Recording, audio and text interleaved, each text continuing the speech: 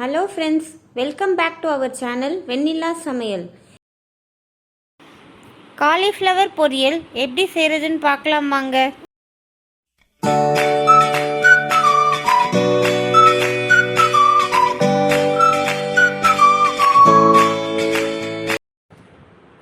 ஒரு பேன்ல தண்ணி ஆட் பண்ணிக்கலாம்.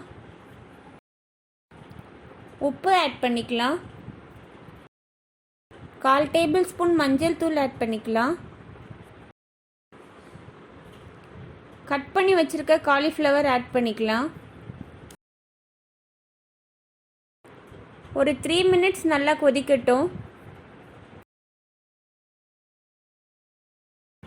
காலிஃப்ளவர் பாதி வெந்துருச்சு. ஸ்ட்ரெயின் பண்ணி எடுத்து வச்சுக்கலாம். ஒரு பேனில் தேவையான அளவு எண்ணெய் ஆட் பண்ணிக்கோங்க. கடுகு உளுத்தம் பருப்பு 1/2 டேபிள் ஸ்பூன் ஆட் பண்ணிக்கலாம். பொடியாக சாப் பண்ணி வச்சுருக்க வெங்காயம் 2 ஆட் பண்ணிக்கோங்க. இஞ்சி பூண்டு விழுது 1 டேபிள் ஸ்பூன் ஆட் பண்ணிக்கலாம். கருவேப்பிலை தேவையான அளவு. வெங்காயம் நல்லா வதங்கிடுச்சு. கட் பண்ணி வச்சுருக்க தக்காளி 1 ஆட் பண்ணிக்கலாம். தனி மிளகாய் தூள் 1/2 டேபிள் ஸ்பூன். தனியாத்தூள் 1 table spoon. Garam masala 1/4 table spoon add பண்ணிக்கலாம். கொஞ்சமாக தண்ணி ஆட் பண்ணிக்கலாம்.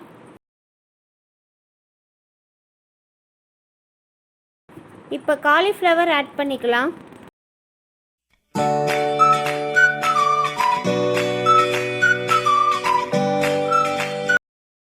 தண்ணி கொஞ்சமாக சுண்டி இருக்கு. இந்த ஸ்டேஜில் தேங்காய் பால் 1/4 கப் ஆட் பண்ணிக்கலாம். மிளகுத்தூள் 1/4 டேபிள் ஸ்பூன் ஆட் பண்ணிக்கலாம்.